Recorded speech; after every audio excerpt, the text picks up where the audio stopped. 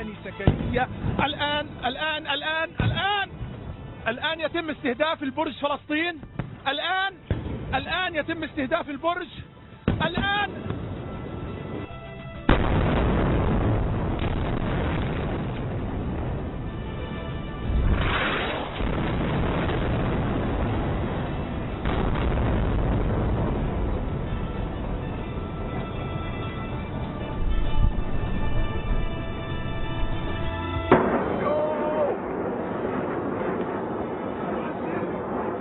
Bueno, esta es la noticia mundial. Esta es la noticia mundial. La noticia que acapara la atención del mundo, no solo por los muertos y heridos, la destrucción material, tanto en Gaza como en Israel, sino por las repercusiones que este tipo de conflictos tiene en el mundo. Yo recuerdo la guerra de los 7 días, recuerdo la guerra del Yom Kippur, pero cuando uno lee los libros para darse cuenta de la historia de este conflicto, y desde el nacimiento prácticamente de Israel por la ONU, ya se produjeron los primeros conflictos, la primera guerra entre árabes e israelíes. Ya luego en los últimos tiempos, Hamás y todas estas células que defienden a Palestina, pues han estado en guerra con Israel. Yo quisiera recoger titulares de la prensa mundial. Y yo sé que cada periódico en el mundo tiene su postura de acuerdo a su visión de ese conflicto. Comienzo aquí con El Mundo de España. Por ejemplo, dice: conflicto. Irán ayudó a planear el ataque de Hamás durante semanas.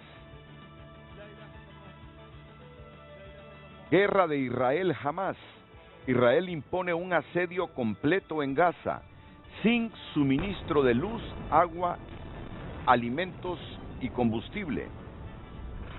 Otro titular del Mundo: una guerra que abre las puertas a un Irán nuclear. Miren, palabras mayores. Es que siempre que hay este tipo de guerras en el Medio Oriente, uno asocia la hecatombe nuclear. Por alguna razón se le viene a la cabeza que el conflicto pudiese extenderse más allá de la guerra física entre Hamás, en este caso, cuando los países árabes se iban a guerra con Israel, y esta última, que trasciende eso y pudiera traspasar esas fronteras para los intereses geopolíticos mundiales, Estados Unidos con Israel, Rusia con los árabes. Todas estas cosas se le vienen a la cabeza a uno.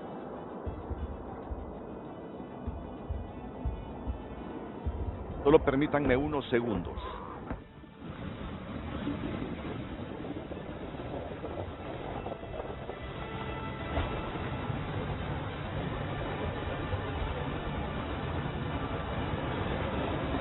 Estamos viendo imágenes, hacemos un contacto en este momento porque les tengo una importante entrevista esta mañana.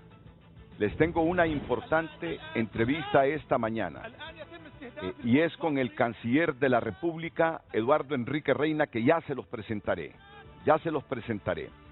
Antes, solo quiero presentar a Luz Madrid, porque también haré una conexión con un colega periodista en Israel. Si me ubica bien la ciudad, Jerusalén o Tel Aviv. Jerusalén, muy bien. Atentos a esta agenda que tenemos ahora mismo. Ya les voy a presentar al canciller de la República, Eduardo Enrique Reina, pero quiero compartir con Luz Madrid algunos de los temas que abordaremos con el canciller en cuestión de minutos. Por favor, Lucecita. Muy buenos días, licenciado Renato, a nuestro invitado y por supuesto televidentes. Hoy trataremos diferentes temas de los cuales usted podrá compartir su opinión a través de nuestro WhatsApp y a través de redes sociales, @FrenteAFrente HN. Primer pregunta: ¿qué hay en el fondo de la decisión de Costa Rica de exigir visas a los hondureños que ingresen a esa nación? Es una de las grandes expectativas que tienen los hondureños esta mañana, sí. Sigamos, porque son varios temas con el canciller. ¿Por qué la Cancillería se negó a gestionar la solicitud del fiscal interino Daniel Cibrián para obtener la certificación de la juramentación de Óscar Chinchilla en la Corte Centroamericana de Justicia? No podríamos dejar de preguntarle al canciller de la República, teniéndolo aquí, sobre esa temática. ¿Se negó o no la Cancillería a gestionar la solicitud del fiscal interino Daniel Cibrián, que solicitó una certificación de la juramentación de Óscar Fernando Chinchilla, exfiscal general de la República, como magistrado de la Corte Centroamericana de Justicia? Nuestra producción está elaborando las preguntas, así que sigamos con la tercera. Solo la queremos poner en agenda todas las temáticas.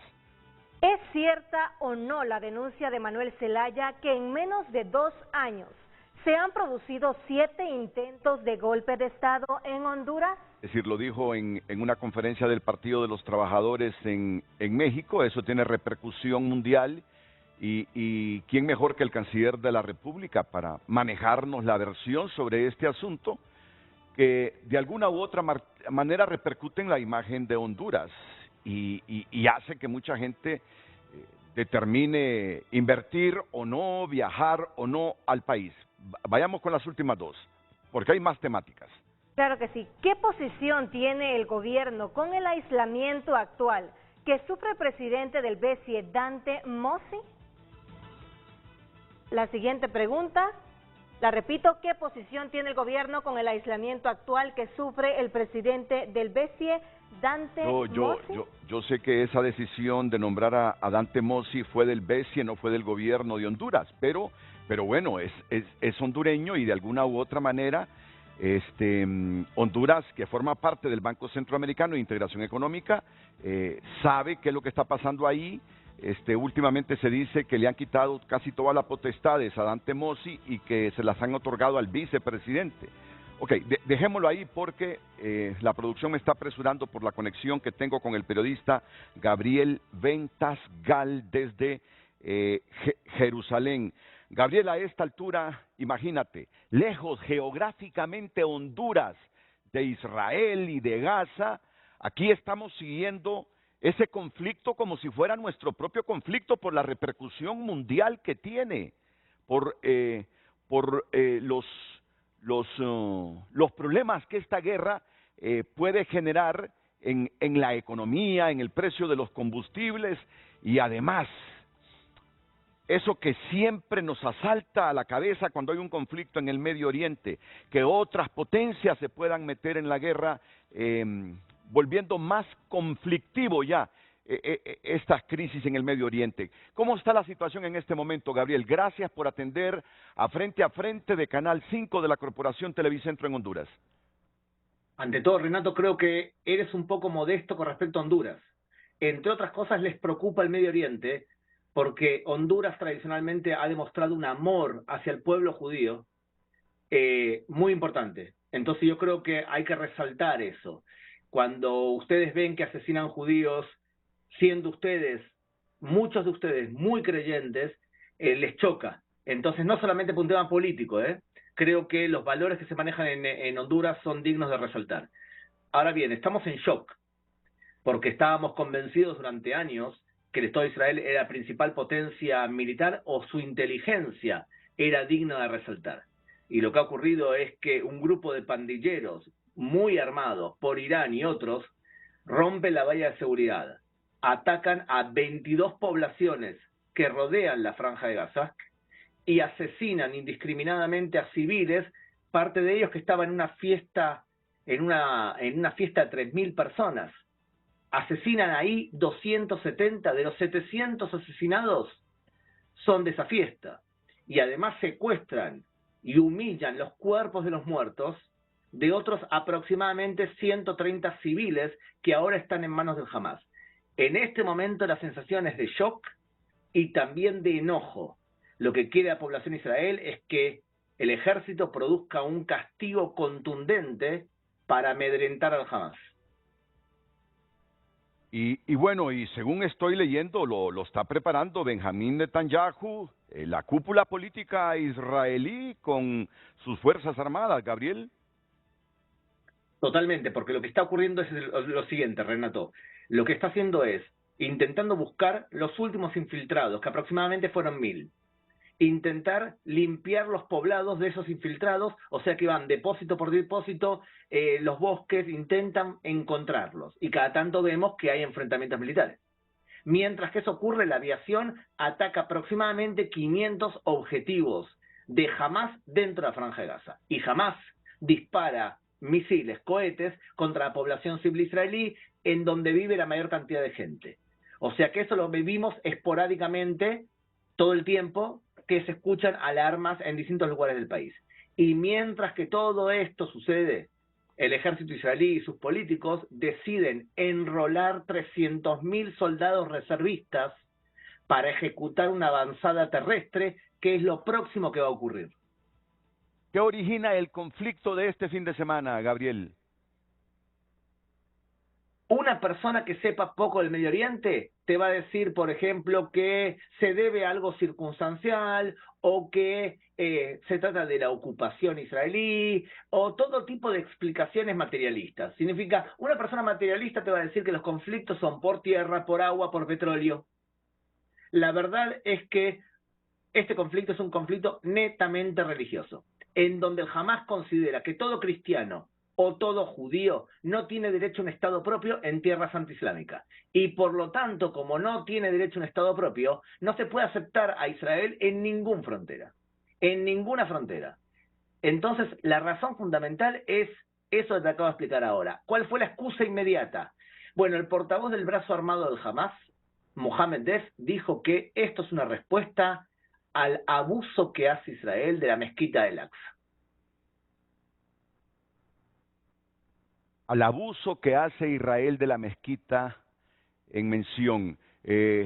Gabriel, dime, porque tú sabes que en efecto, aunque el pueblo de Honduras es un pueblo cristiano, cristiano católico, cristiano evangélico, que quiere mucho al pueblo de Israel, no menos cierto es que aquí vive una población árabe fuerte. Entonces, como periodista, no puedo menos que preguntarte de todo. ¿Esas poblaciones que viven cerca de Gaza son territorios ocupados para Israel según tu visión? A ver, ¿cómo va a ser territorio ocupado si la Franja de Gaza es un territorio gobernado por Hamás? Y la valla de seguridad separaba ese territorio de la Franja de Gaza en donde no vive ningún israelí. Y no hay ninguna presencia militar en la Franja de Gaza. Hubo una desconexión en el año 2005. Y ese límite fáctico es reconocido por casi todo el mundo. O sea que considerar a los poblados atacados como parte de un territorio ocupado, entonces tú podrías deducir que la concepción es que todo Israel es ocupado para quien atacó. Ahora bien, dicho esto, es cierto lo que dices, que hay una población importante de hondureños, pero te quiero decir una cosa más. La mayoría de los hondureños que son de origen árabe son cristianos. Entonces la pregunta lógica sería, ¿y por qué ustedes que son cristianos y que son de origen árabe se fueron del Medio Oriente? Te voy a decir la respuesta porque cualquier persona que conozca más o menos el Medio Oriente te lo va a decir. Porque son cristianos.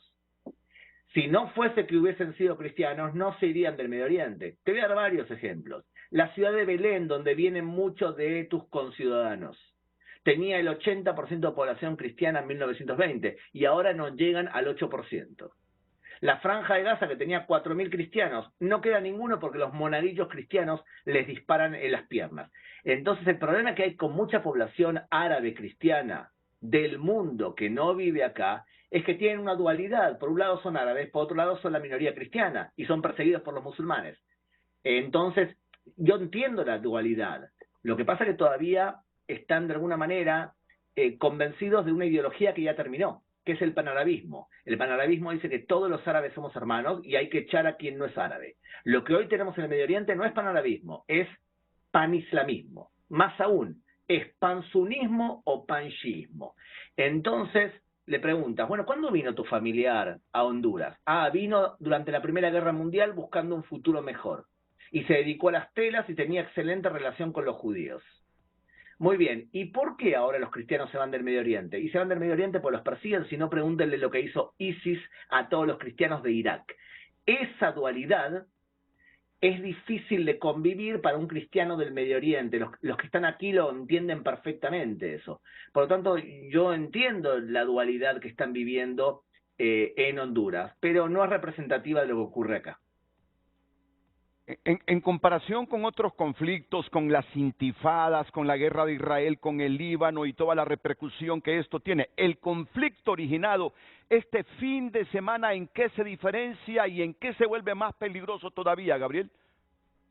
Lo más importante, fuera de las cantidades y de los números, lo más importante es que jamás ha logrado imágenes de victorias que son fundamentales desde el punto de vista psicológico. Cuando tú lo que haces es conquistas terreno de quien demonizas y que es mucho más fuerte físicamente que tú, transmites televisión desde esos poblados, te apropias de cuerpos y muestras que estás haciendo desmadres con los hijos de los que has vencido supuestamente, creas un efecto psicológico de convencimiento que el Islam va a triunfar. Esto es lo diferente. Estas imágenes de victoria son los que modifican. Y esa imagen de nosotros hemos logrado volver loca a la población civil del país que nosotros odiamos. En este sentido, creo que va a haber un antes y un después en la vida de los israelíes después de este hecho. Se va a recordar durante muchos años, tanto como la anterior sorpresa hace 50 años que fue la guerra de Yom Kippur. He visto imágenes de alegría en Irán, en Beirut y en otros países árabes. Y claro, a uno siempre le preocupa cuando en este conflicto de Israel con sus cercanos mencionan a Irán, que Irán está apoyando y que financió todo esto. La situación se vuelve más peligrosa porque uno solo piensa en una guerra Irán-Israel. ¿Cómo están viendo este punto, Gabriel? Yo creo que teniendo en cuenta la América Latina, creo que la posibilidad de un enfrentamiento con Irán es algo que todo el mundo habla y que es posible. Lo que pasa es que Irán sabe perfectamente que enfrentarse al Estado de Israel, ejército contra ejército, es algo que Irán no puede hacer. Israel lo que intenta es evitar que Irán se meta en este conflicto, que Hezbollah se meta en este conflicto y que los palestinos de Cisjordania se metan en este conflicto. Es lo que está intentando hacer ahora. Pero tengan en cuenta lo siguiente. Cuando Irán se enfrenta a Israel y es derrotado en distintas acciones, se suele vengar donde puede. ¿Y dónde es donde puede? Bueno, por ejemplo, en América Latina.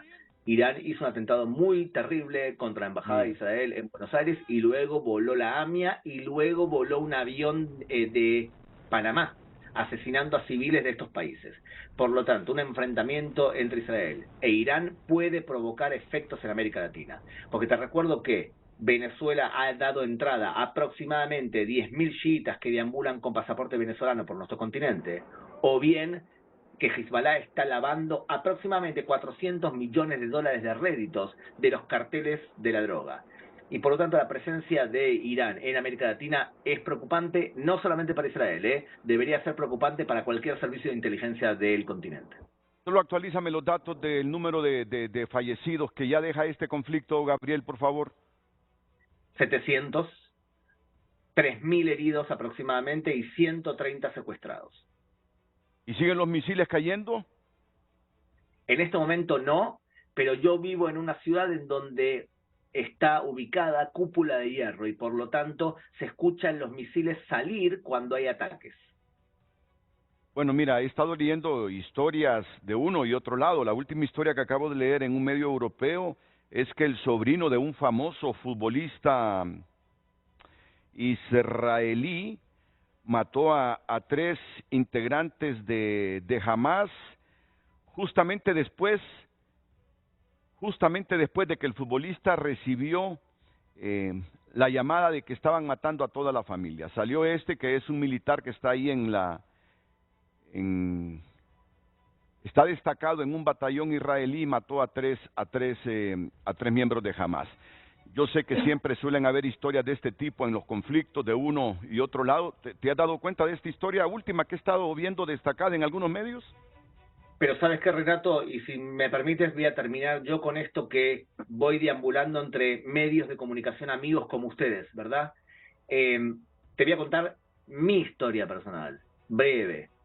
Está corriendo por internet que miembros de Hamas, terroristas del Hamas, se disfrazaban de soldados, tocaban las puertas de las casas y asesinaban a los que les permitían entrar.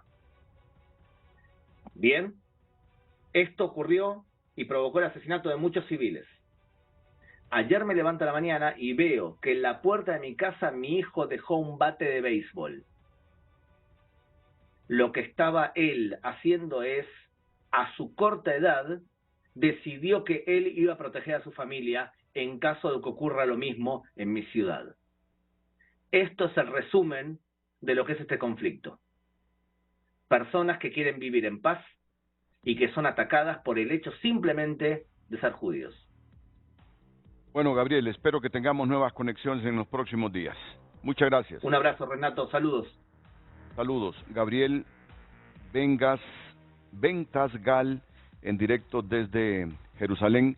Saludo al canciller de la República, don Eduardo Enrique Reina. ¿Qué conflicto es, Renato? ¿verdad? Estos conflictos... Es terrible y un conflicto milenario realmente. Sí. ¿Cómo se posiciona Honduras en este tipo de conflictos en el Medio Oriente? Mire, tradicionalmente, históricamente, Honduras ha mantenido generalmente una posición de un equilibrio en el marco de lo que existe en el tema de las Naciones Unidas. Consideramos obviamente el derecho tanto del pueblo israelí de existir como pueblo soberano como el pueblo palestino. Y buscar los mecanismos que mediante el diálogo ojalá se encontrara una posición de paz entre ambos pueblos, respetando dos visiones creo que muy diferentes, una visión de seguridad para su pueblo que es la que pide Israel y una visión de dignidad y respeto al pueblo palestino. Entonces, Honduras generalmente se ha colocado en ese equilibrio a través del tiempo, prácticamente de la creación del Estado de Israel. Y tal vez la única faceta en que Honduras movió esta posición fue cuando el régimen anterior decidió pasar la embajada de Tel Aviv a Jerusalén, porque esto de alguna forma contrarresta una de las resoluciones que ha emitido Naciones Unidas. En el caso nuestro, pues como gobierno igualmente mantenemos una buena relación, una magnífica relación con el Estado de Israel y una buena relación con el Estado palestino. Emitimos de inmediato un comunicado condenando estos ataques que recibió el pueblo israelí, estas terribles, pues más de 700 muertes como se mencionaba, y también nos vamos a posicionar porque hay más de 300 muertos también del lado palestino, y el llamado nuestro es a prevenir las muertes de civiles. Yo creo que es lo terrible en este tipo de conflictos. Entendemos creo yo, las movilizaciones geopolíticas y militares en un conflicto tan delicado y tan complejo, pero igual hacemos el llamado a respetar el derecho internacional, a respetar el derecho internacional humanitario y sobre todo las poblaciones civiles que al final de cuentas son las que sufren y quedan atrapadas en este tipo de conflictividades y a veces pues reciben estas vejaciones, estas violaciones a los derechos humanos, estos problemas que vienen a ser colaterales a estas conflictividades tan difíciles de llevar. Y esa es pues la posición de Honduras y el llamado a que de manera urgente la comunidad internacional, las Naciones Unidas, se busquen mecanismos para encontrar salidas. Obviamente es muy difícil después de un ataque de este nivel que no haya una represalia o un ataque que haga el Estado de Israel. Y como le digo, al final son el daño humano es el terrible, más lo que usted mencionaba, pues las consideraciones de una escalada no solo bélica, sino que puede incorporar a otras potencias que participen en este tipo de hechos. Así que la posición de Honduras, como le digo, es esa, el respeto al derecho internacional, a las posiciones.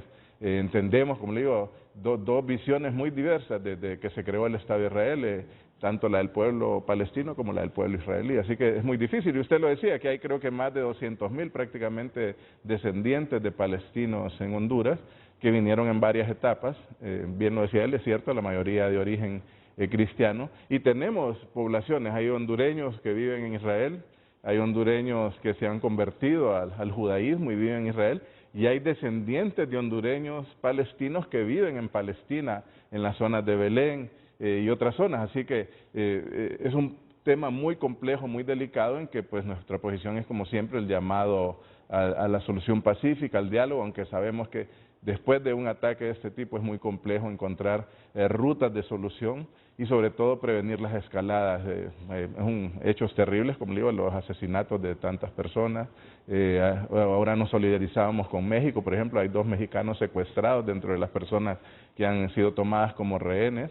Y como le decimos, hay cerca de 700 muertos, como lo mencionaba, de la parte israelí, pero ya hay casi unos 400 muertos también de la parte palestina, y la mayoría desgraciadamente son civiles en ambos lados. Entonces ese es el llamado al respeto al derecho internacional humanitario y a una posición, como le digo, de mantener un equilibrio en torno a lo que se ha definido en el Consejo de Seguridad de las Naciones Unidas y en las Naciones Unidas. Muy bien, tenemos que terminar esta sección. Si no fuera así, yo le hubiese repreguntado ahora mismo, y no repreguntado, sino enfatizado. Canciller, entonces Honduras no toma partido ni por Israel, en este conflicto no toma partido ni por Israel, es que hay naciones que lo hacen. Hay naciones que lo hacen abiertamente. Unos toman partido por Israel y otros toman partido por Palestina. Entonces yo es lo que iba a remarcar, pero como hay tiempo todavía, lo puedo seguir remarcando luego de que termine esta sección. Canciller, entonces Honduras no toma partido, sino que lo que quiere, ya me responderá, Canciller, solo disculpe unos segunditos. Y lo otro, Israel, ¿ha pensado Honduras en mantener la decisión del gobierno pasado? Porque es gobierno pasado, pero es Estado de Honduras, en mantener la capital en Jerusalén. Y aquí viene la pregunta, ¿o ha pensado en trasladar de nuevo esa capital hacia Tel Aviv? Cuando terminemos esta sección, entonces, la respuesta del canciller Eduardo Enrique Reina. El tema del día fue presentado por Cementos Ultracem, calidad garantizada.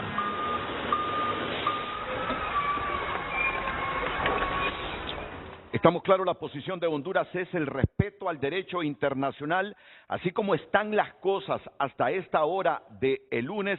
Honduras no se decanta por posturas a favor de Israel o a favor de los palestinos, sino pide la solución pacífica de este conflicto. Sí, bueno, y obviamente condenar la violencia, condenar el uso de la fuerza. Y yo creo que condenar la muerte, como le digo, el asesinato, los actos terroristas, no importa de dónde venga, eso yo creo que es una posición clara de condenar, obviamente, como le digo, estas terribles casi 1000 muertes que existen entre ambos estados, ¿verdad? Y sí, como le digo, no nos decantamos como a favor, diríamos, de uno u otro, sino al respeto, a esa coexistencia pacífica que debería existir. Lamentablemente, fíjese de que también desde que se cumplen 50 años prácticamente de la guerra de Yom Kippur, también se cumple 30 años de los acuerdos de Oslo, cuando el mundo creo que respiró con esperanza de que personas como Yitzhak Rabin y otros pudieran llegar a acuerdos puntuales para la paz entre Palestina e Israel, y desgraciadamente los mismos extremismos también asesinaron a Yitzhak Rabin. O sea, desgraciadamente no se ha dado estos procesos en que hay fuerzas también moderadas que buscan la paz y la coexistencia pacífica entre ambos pueblos. Yo creo que esa es la posición puntual de respeto a la coexistencia, de respeto a la autodeterminación y a la existencia soberana de ambas naciones. Es complejo, obviamente, y como digo, condena todo acto terrorista y condena todo acto de violencia y uso de la fuerza. Mire, yo recuerdo muy bien estas guerras que ha librado Israel y los árabes. No recuerdo la que se produjo inmediatamente cuando la ONU reconoció al Estado de Israel en ese espacio donde está ahora, pero sí recuerdo, por ejemplo, la de los 7 días en 1967. Yo estaba pequeñito, pero recuerdo esa guerra, es decir, las radios, porque predominaba la radio en ese momento en el país. Ese era el tema. Periódicos, creo que solo la prensa a nivel nacional, muy difícilmente leíamos los que somos rurales, los periódicos que se editaban en la capital de la República. Creo que usted no había nacido en 1967 todavía. Nací en el 68 casi. Ah, bueno, usted se dio cuenta entonces posteriormente a través de los libros de la Guerra de los 7 días. No, yo la viví. Y digo que tenía una corta edad, pero la viví con intensidad plena escuchando radio. Como viví la del Yom Kippur, que si mal no recuerdo fue en 1973, que también los árabes tomaron desprevenidos en un día festivo para Israel. Así es. La invasión, el inicio de la guerra. Al final, bueno, esas guerras fueron ganadas por los israelíes, pero el mundo vivió momentos difíciles porque se involucraron Estados Unidos a favor de Israel y Rusia a favor de los árabes, suministrando todo tipo de armamento. ¿Sí? Era en plena Guerra Fría. Sí, y era en plena Guerra Fría. Bueno, y mire, y las repercusiones que esto trae en la economía es el otro tema. Son terribles. Toda guerra trae grandes repercusiones. Bueno, lo vivimos ahora con la guerra en Ucrania, altos precios de combustibles, de transportes de mercancías, fertilizantes, recesión económica, o sea, toda guerra, además del daño humanitario que es enorme, pues trae repercusiones de otros tipos. Y esas guerras que usted mencionaba, pues en aquellos tiempos traían el peligro del control del canal de Suez, temas igual que ligaban al tema del comercio y el involucrar fuerzas complejas. O sea que sí, desgraciadamente, pues ha sido una zona conflictiva y con raíces en un conflicto que yo creo que podríamos hablar semanas y semanas de esto y tal vez no llegar a ciertas conclusiones porque, como le digo, hay visiones difíciles. Una, los derechos de cada pueblo de existir y coexistir en una zona que desgraciadamente ha vivido en conflicto tanto tiempo, ¿no? Mire, esta imagen que vemos en pantalla, por favor, si los plasmas grandes me pueden ubicar estas imágenes, son de Gaza, son de Gaza y le doy crédito al país que en su página digital tiene una cámara, porque ¿qué está esperando todo el mundo en este momento? Miren, yo no estoy dramatizando, pero lo que está esperando todo el mundo es una guerra total que ya lo advirtió Benjamín Netanyahu contra Gaza. Lo que están esperando aquí es aviones bombardeando Gaza. Claro, y ya desplazó también los Estados Unidos una flota de portaaviones cerca de Israel, o sea, que eso, como usted decía, sí. La escalada en el conflicto es lo que es complejo también para todo el mundo, ¿verdad? No solo para lo que viven estos pueblos. Bueno, y surgen todo tipo de teorías. Es que usted en este momento va a encontrar todo tipo de teorías con este conflicto que se ha generado en el Medio Oriente. Hay algunos que inclusive he llegado a escuchar que estas son guerras prefabricadas, dice, porque viene un cambio en el sistema financiero mundial, porque ya es insostenible el actual, y tratan de hacernos digerir y de sacarnos un poco del foco del cambio del sistema financiero internacional con estas guerras. Es decir, hay gente que, yo no puedo decir que no tienen la razón, pero que se sacan cualquier tipo de teorías que si uno no lee y contrasta lo que lee, cree todo, y el creer todo solo fomenta la incertidumbre. Pero así hay algunos ya que hablan. No es sostenible ya el actual sistema financiero mundial, por lo tanto hay que cambiarlo. Y ya viene ese cambio con monedas, dicen, diferentes a las que tenemos, y para disfrazarlo, mitigarlo un poco, porque no es nada fácil, se están creando estos focos de conflicto que llevan la mirada de la humanidad hacia ellos y no a lo que viene, al cambio del sistema financiero mundial. Pero bueno, no, esto no me lo crean a mí, yo solo estoy repitiendo lo que escucho entre el montón de cosas que se derivan de este tipo de conflictos. Pero hay algo que estoy claro desde el fin de semana, cuando todos nos levantamos con este suceso. Es que ya conocemos la historia de estos conflictos. Ya conocemos la historia de estos conflictos. Aquí es la Franja de Gaza. Aquí va a ser un infierno en las próximas horas, sino que días. No, mire, ojalá que no, ojalá que no. Ojalá que no. Ojalá que no. Y mire, yo creo que Renato, que también son productos de otras épocas, del colonialismo o de épocas anteriores, en las particiones que a veces hicieron las colonias, los imperios existentes después de la Primera Guerra Mundial, cómo dividieron zonas que tal vez no eran realmente zonas geográficas o poblacionales en todo el Medio Oriente, pues cómo se repartieron de aquel momento las grandes potencias y que ha provocado conflictos posteriores, igual como ocurrió en la antigua Yugoslavia, en las antiguas repúblicas de la Unión Soviética, que se han generado conflictos posteriores porque no se miró, yo creo, en algún momento las repercusiones de grupos étnicos, de poblaciones humanas, sino que se repartió como de un punto de vista geopolítico y que ahora genera pues conflictividades que no terminan, que no concluyen. Es cierto, es cierto. Todo esto es derivado de los intereses de las grandes potencias europeas, de Estados Unidos, de la misma Rusia, es cierto, esta partición de estados. Bueno, tropas israelíes cerca de Gaza. Si es que uno no quisiera ver más derramamiento de sangre, se lo digo con toda franqueza, uno no quisiera ver derramamiento de sangre en ninguno de los lados en conflicto. Yo he leído mucho, pero muchos libros, se los admito, sobre esa guerra de los 7 días, sobre la guerra del Yom Kippur. Siempre me interesé en conocer ese conflicto del Medio Oriente, y estas son imágenes de tanques israelíes ya con ruta a Gaza. Israel combate a milicianos de Hamas en el sur y ordena el bloqueo de Gaza. Ni luz ni comida. Óiganme, son millones de personas en Gaza. Son millones de personas y ahí viven hacinados prácticamente. Pues Israel ha ordenado el bloqueo total a Gaza. Ni luz ni comida. Estoy leyendo aquí titulares del País de España, el último mensaje de una joven en el festival donde murieron 260 personas. Mamá, hay una alerta, te aviso desde el coche. ¿Por qué la potente Israel no vio venir el ataque de Hamas? Es lo que se están preguntando y es lo que tiene indignado a medio mundo en Israel. El ataque a Israel aparca las críticas de la Casa Blanca al gobierno de Netanyahu por la reforma judicial.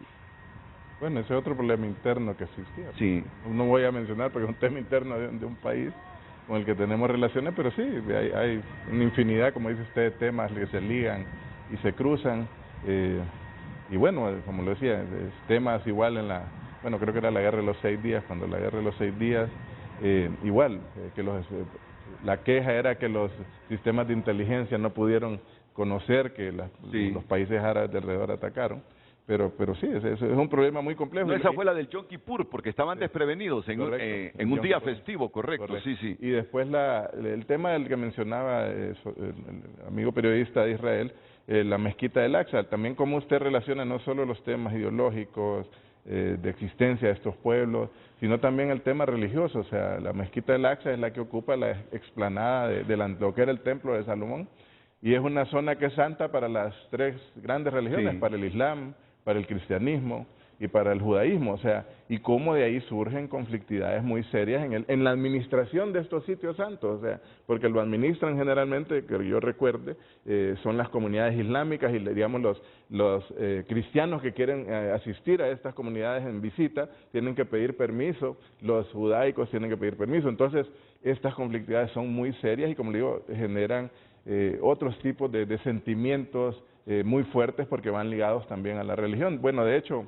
hay 46 hondureños que estaban visitando Israel en una visita y estamos viendo cómo se les apoya para salir, porque obviamente Israel toma medidas de extrema seguridad y no permite la salida de vuelos aéreos solo parcialmente, y estamos tratando con nuestro embajador allá de cómo resolvemos la situación de algunos de ellos para que vuelvan lo más pronto posible. ¿Dónde están? ¿En Jerusalén o en Tel Aviv? Están en Jerusalén, si no me equivoco, me dijo el embajador. Él está en contacto permanente con ellos y una señora Bustillo, que es la guía que está, y estamos viendo hasta otras posibilidades. Ellos llegaron en una excursión en Air Europa, de línea española, y estamos viendo cuándo se reactivan los vuelos, porque parece que hasta el día 14 vuelve a salir un vuelo de Air Europa, que no solo tiene hondureños, ¿verdad? Hay españoles, entonces, como le digo, es una situación que estamos además viendo cómo cooperamos con otras naciones para ayudar a estas personas a salir, y también a los hondureños que puedan residir allá y que tal vez tengan temor y quieran moverse. O sea, que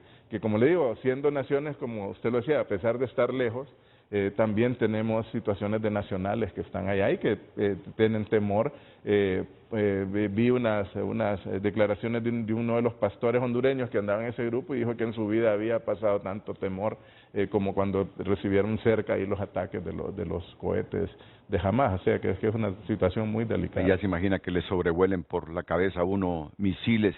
No hay ningún hondureño desaparecido. Todos están identificados los lugares donde están, ¿no? Por ahora no tenemos ninguna noticia. El embajador, como le digo, está permanente. El embajador Roberto Martínez está en permanente relación y contacto con los hondureños y viendo de qué forma se les apoya allá en esta situación tan compleja y delicada, ¿verdad? Lamentablemente. Bueno, estoy aquí en directo,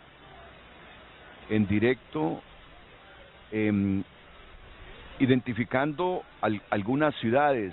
Netivot, pero ¿esto dónde es? ¿Esto es en Israel? Netivot. No, aquí hay, lo que miro aquí son banderas palestinas, ¿sí? Netivot. Vamos a ver. Netivot. Son como manifestaciones. Netivot es una ciudad del distrito meridional de Israel. Su población estimada a fines de 2019 era de 37.542 habitantes. No, pero es que tenemos un montón de palestinos viviendo en Israel. Es que este es un conflicto complejo, difícil de entenderlo, si no se viene leyendo el origen del mismo desde hace tiempo. Aquí tenemos miles de palestinos que trabajan en Jerusalén. Es una situación muy difícil. Sí. Y como le digo, entre más tal vez uno llega a entender un poco de lo que es este conflicto histórico, lo que más llega uno a entender es que es más difícil que se solucione de una forma fácil, ¿verdad? Sí, tenemos. Realmente. ¿Qué tipo de relación o hay representación diplomática palestina aquí en el país? No, hay una embajada en El Salvador. En El Salvador. Es concurrente entonces. Concurrente, sí. Y yo he tenido, como le digo, encuentros permanentes con tanto llamadas con el embajador del canciller, israelí. También en algunos momentos me he encontrado en Naciones Unidas con el canciller palestino. O sea, como le digo, Honduras maneja esta relación de manera de respeto y de coexistencia a ambos estados, ¿verdad? Y bueno, es como le digo, una situación muy difícil en que ojalá se encontrara una vía de la paz. Sí. Y aquí termino con esta temática porque ya usted vio, tengo otras temáticas muy importantes que queremos conocer. Claro. ¿Se ha pensado en cambiar la embajada de Jerusalén a Tel Aviv como estaba antes o se mantendrá siempre ahí en Jerusalén? Bueno, estamos siempre manteniendo un análisis de esto porque, como le digo, el tema es que el reconocimiento de Tel Aviv es parte también de las resoluciones que ha tenido Naciones Unidas. Y como le digo, Honduras es de los muy pocos países que decidió pasar su embajada a Jerusalén en su momento, o sea que por ahora, como le digo, mantenemos ese tema en un análisis, pero no hemos tomado todavía alguna decisión, bueno, de parte de la presidenta. Si no la han tomado, no se descarta tampoco. Tampoco, pues, como le digo, porque buscamos siempre mantener esa conciliación y como le digo, no es solo una posición que ha tenido el Estado de Honduras en este momento con la presidenta Castro, sino que ha sido una posición equilibrada que se ha mantenido a través de la historia de parte de la Cancillería hondureña, de mantener ese equilibrio. Lo hicimos también con el gobierno del presidente Zelaya en su momento, de mantener, como le digo, esta relación y entender, como le digo, dos posiciones unas visiones muy distintas, el deseo de Israel en permanecer, vivir en fronteras seguras, y el deseo digno del pueblo palestino de vivir en respeto a los derechos humanos y a su dignidad. Entonces, es un tema muy difícil y muy complicado y en el que, como le digo, mantenemos este equilibrio. Es más, el canciller israelí me había invitado recientemente a visitar Israel y siempre hemos sido muy francos en decir, bueno, si lo visito a usted, también voy a visitar a la autoridad palestina y a la Cancillería palestina. O sea, mantenemos, como le digo, esa visión de equilibrio. ¿Nosotros tenemos también representación concurrente en Palestina o tenemos embajador en Palestina? Por ahora no tenemos, pero sí recientemente, como le digo, como hay un número importante de hondureños descendientes de estas relaciones palestino-hondureños, realizamos un consulado móvil, fue el vicecanciller Tony García y el director de migración a enrolar creo que cerca de unos 600 hondureños que no tenían documentación y que son, como le digo, hondureños, hijos de hondureños nacidos aquí de origen palestino. Sí.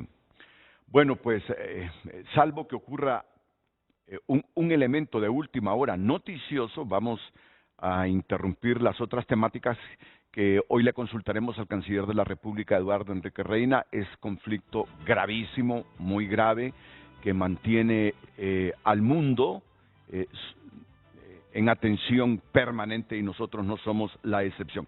Así que con lucecita vamos a repetir rápidamente así las preguntas o los temas, mejor dicho, que le tenemos al canciller de la República y que necesitamos saber los hondureños. Claro que sí, en pantalla. ¿Qué hay en el fondo de la decisión de Costa Rica de exigir visas a los hondureños que ingresen a esa nación?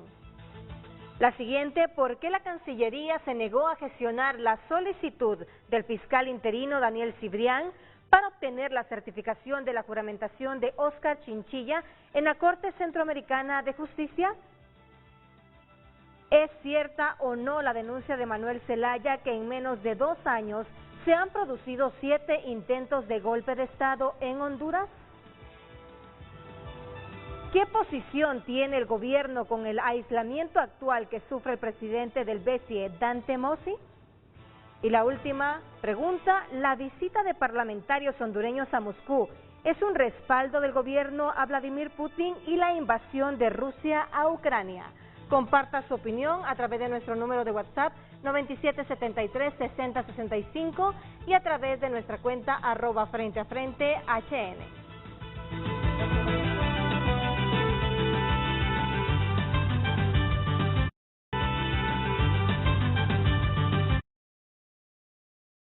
Dado por Óptica La Curazao. Te mejoramos cualquier cotización de la competencia. Los precios más bajos, 120% garantizados. Gracias por compartir su opinión a través de redes sociales, a través de nuestro WhatsApp. Ojalá que el canciller también condene los actos vandálicos y odio que mantienen con la oposición, porque así se empiezan las guerras. No dudaría que estemos a punto de una guerra civil entre los colectivos y la oposición por el odio desmedido que tienen por dejar hacer y dejar pasar en el Congreso y las instituciones del Estado. Más mensajes, el pueblo hondureño decidió democráticamente venciendo un gobierno dictador. La derecha no tiene paso de forma democrática. La voluntad popular prevalece y los logros de la presidenta Castro son evidentes. Comparte televidente, en Honduras los árabes y judíos son muy amigables, seguro tienen su corazón, pero no se ven divisiones graves. La mayoría de los israelíes son judíos. Eso hace que sea un problema religioso y territorial. ¿Qué pasa con los familiares y descendientes de los palestinos que viven en Honduras? Son más que los judíos que viven en Honduras. Comparte el televidente. Más mensajes. Buenos días, licenciado Renato. Israel fue atacado. Se aprovecharon del momento. Ahora Israel tiene el derecho a defenderse y recuperar todo lo perdido. Tiene que atacar y acabar con esos malvados. Comparte el televidente. Continúe usted compartiendo su opinión a través de nuestro WhatsApp y redes sociales. Redes sociales fue presentado por Óptica La Curazao. Te mejoramos cualquier cotización de la competencia. Los precios más bajos, 120% garantizados. No, esas son nubes bajas. Ah, no. Sí, me disculpan. No, es humo, sí. Pues estamos...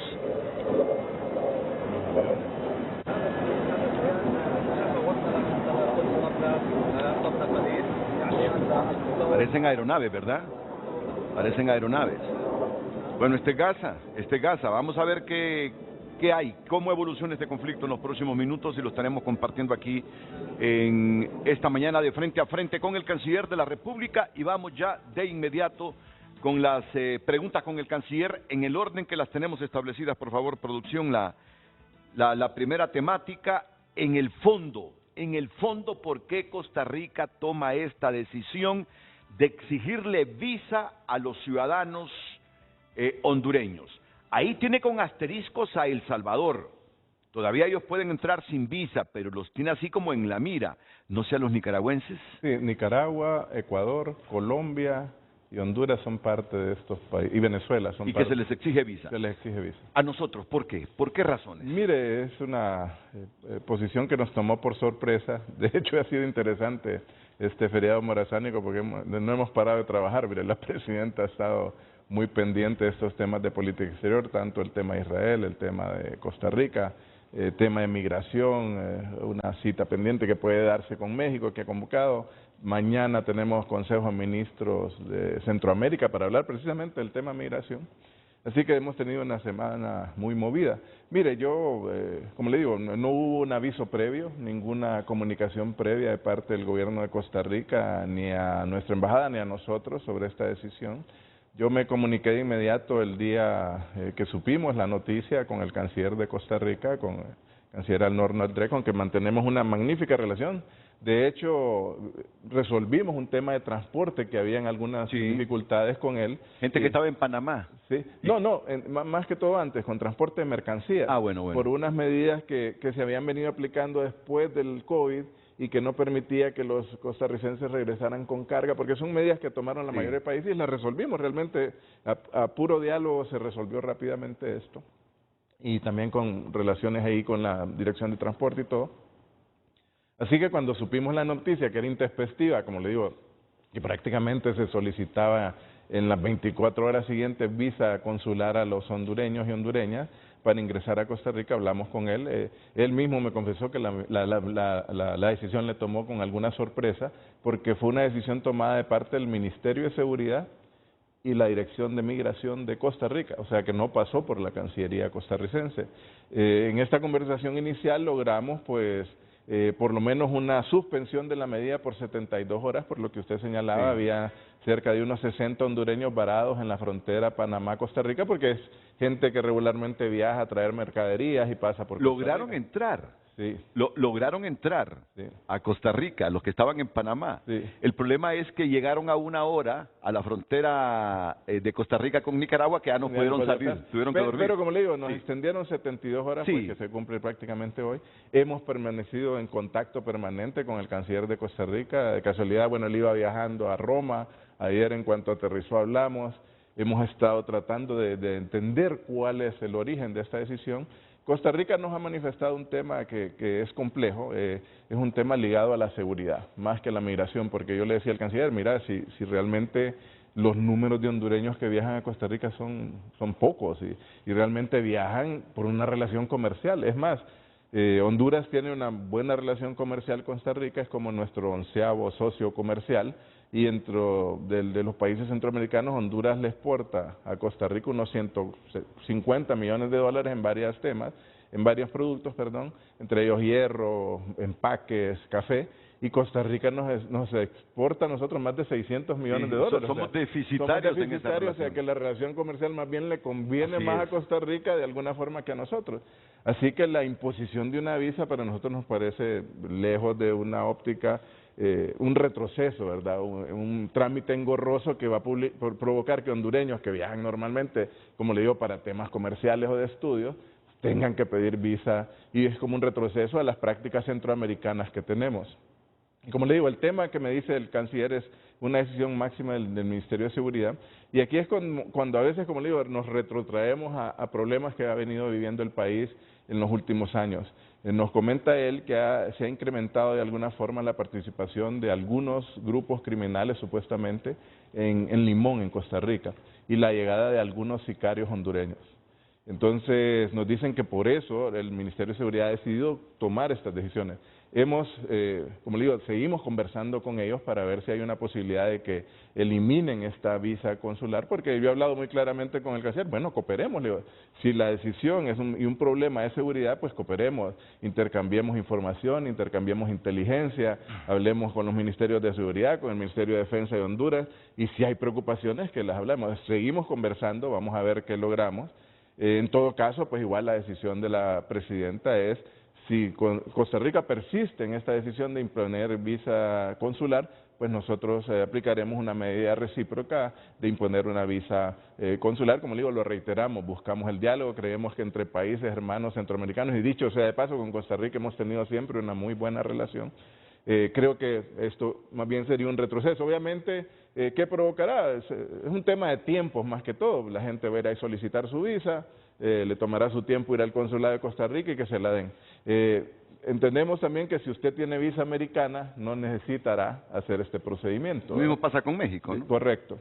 O sea, como le digo, no sé si también esto tenga un trasfondo ligado, una reunión del presidente de Costa Rica con el presidente de Panamá sobre los problemas que hay en el Darién, sobre las personas que vienen desde Sudamérica sobre todo y pasan por Panamá y de Costa Rica hacia Nicaragua y de Nicaragua hacia Honduras. Pero, como le digo, en el tema migratorio realmente nosotros no somos de ninguna forma un tema que haya que discutir con Costa Rica. Y este tema de seguridad, nuestra propuesta, como le digo, es avanzarlo, y lamentablemente, como le digo, desgraciadamente, los grupos criminales que crecieron en los últimos años anteriormente con el narcotráfico, con el crimen organizado en Honduras, parece que también están exportando sus gestiones hacia Costa Rica, y lamentamos pues que esto ocurra, porque son grupos que desgraciadamente, como le digo, vienen a entorpecer nuestra relación y que crecen desgraciadamente durante el gobierno anterior, y hay que decirlo, este involucramiento de Honduras a todos los niveles, hasta nivel de gobierno, con el narcotráfico y el crimen organizado. Así que estamos, como le digo, buscando estos encuentros con Costa Rica, esta posibilidad de solventar esto, y si no, como les digo, nos reservamos el derecho de aplicar una plena reciprocidad, algo que cabe la pena señalar, haremos también, por ejemplo, con el Reino Unido. El Reino Unido se salió de la Unión Europea. Nosotros entramos sin visa a Schengen, Ellos ahora están negociando un acuerdo de asociación con Centroamérica porque desapareció el acuerdo de asociación que incluye lo comercial y lo político y nos han exigido visa. Entonces nosotros haremos lo propio también con los ciudadanos británicos. Mire, yo creo que obedece en algunos momentos, o por ejemplo en Gran Bretaña hay gobiernos conservadores y también el tema de la migración se vuelve un tema cada vez más complejo, pero los números también de hondureños hacia Gran Bretaña son más pequeños y le están exigiendo visa a un mayor número de países en el mundo. Así que bueno, es parte de estos tiempos complejos que se viven con el tema también de migración y otras materias, pero como le digo, igual con Gran Bretaña no tenemos grandes flujos de migración, pero nosotros si ellos nos aplican visa, pues haremos lo mismo. Ahora, leí de una representación en Centroamérica de Gran Bretaña que se han encontrado que en los últimos tiempos, y cuando digo últimos tiempos no quiero definir exactamente en qué periodo porque no tengo la fecha exacta, se han encontrado que hay muchos hondureños que llegan a la Gran Bretaña y estando ahí piden asilo político. Sí, bueno, ha incrementado, como le digo, temas ligados sobre todo en temas que violencia que vive el país porque han pedido asilo, pero como le digo, los números no son realmente significativos. Nuestra presencia en Europa es la más alta en España, realmente hay cerca de 150.000 hondureños, Italia ahí, porque como le digo, los números son pequeños. Hay alguna relación que también podríamos entender, que es el número de hondureños que viaja a Gran Caimán, que también es un territorio de ultramar de Gran Bretaña. Sí. Y que van a trabajar realmente a Gran Caimán. Ahora, canciller, me llama la atención esto que usted nos informa en sus diálogos con el canciller de Costa Rica sobre la posibilidad de que sicarios hondureños sean contratadas o contratados para ir a cometer asesinatos u homicidios a Costa Rica y sobre todo en Puerto Limón. Le digo, me llama la atención porque leí un estudio recientemente de que hay aquí en Francisco Morazán una zona llena de sicarios que son contratados, fíjese bien, por bandas criminales, por redes criminales en México para ir a cometer homicidios, para ir a cometer asesinatos justamente a México. Van, cometen el hecho ilícito, les pagan bien, retornan al país solo a esperar otra llamada. Y es una zona aquí de Francisco Morazán que dicen es una zona infestada de sicarios hondureños. Mire, yo leí ese estudio también, creo que hay unos reportajes, varios que han aparecido, y que son personas que aparentemente también funcionaron como ex policías o ex militares. Y desgraciadamente sí hay denuncias de este tipo en México. Y como le digo, es lo que queremos ver con Costa Rica y hablarlo francamente a niveles de los ministros de seguridad para solventar, o sea, y es algo que también creo que hay que ver.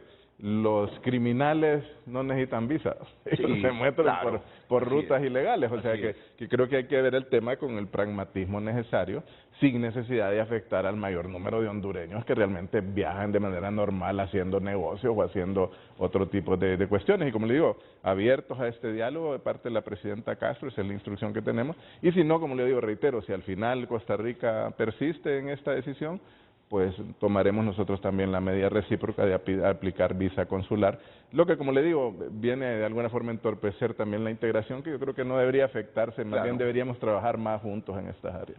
O sea que la causa que ustedes en principio identifican, por lo dicho por las autoridades de Costa Rica, es por asuntos de seguridad. Así es. Por asuntos de seguridad. Sicarios hondureños que son contratados en Costa Rica, porque ya Costa Rica no es la misma de hace décadas en cuanto a la criminalidad ha incrementado. Ha aumentado la criminalidad en Costa Rica. Ya uno ve las portadas de los principales diarios costarricenses y ya se encuentra titulares que antes, aquí decíamos que los ticos omitían los titulares de hechos sangrientos en las portadas de sus periódicos. Ahora ya no pueden hacerlo. No hay cómo poner una venda sobre una realidad de violencia en Costa Rica. Asesinatos casi todos los días. Y esto ocurre, yo creo, Renato, como le digo, desgraciadamente, no solo que lo que se internacionaliza a veces es la buena voluntad, la integración, los avances, desgraciadamente también el crimen organizado trabaja y tiende sus redes a nivel mundial, ¿verdad? Y eso es la cooperación la única forma en que podamos trabajar. Digamos, lo menciono, ahora los Estados Unidos recientemente nos hizo un incremento de apoyo a lucha contra el narcotráfico de 19 millones de dólares. Yo creo que es una cifra importante que se destina principalmente a lucha contra el narcotráfico, investigación y al tema también de justicia y gobernanza. Así que creo que es una buena noticia. Los Estados Unidos nos está apoyando también con 19 millones de dólares adicionales a los que ya apoyaban para estas temáticas. Así que nosotros permanecemos colaborando, como le digo, abiertamente con México, con Guatemala y otros países en estos temas, y con Colombia también. Yo creo que es la forma, creo yo, de atender un tema que no solo es nuestro y al final, si no trabajamos juntos, no se puede enfrentar. Las 72 horas en que se suspendió la medida para que se informen todos los hondureños que ahora sí van a necesitar visa para ingresar a Costa Rica, vencen hoy. Vencen hoy. No han llegado a un acuerdo ustedes todavía con el gobierno costarricense. La medida de reciprocidad de Honduras será entonces que en las próximas horas. Sí, mire, como le digo, todavía seguimos en contactos a varios niveles. Veremos qué surge de esta información. Sí, advertimos a nuestros compatriotas que ellos no han cambiado. Apareció una noticia en algunos medios que Costa Rica había suspendido la medida. Creo que se malinterpretó. Se malinterpretó. Sí. Fue por 72 horas, así que el llamado al pueblo hondureño realmente es que si viaja a Costa Rica, que preferiblemente tome sus recaudos y solicite la visa. Correcto. En el consulado.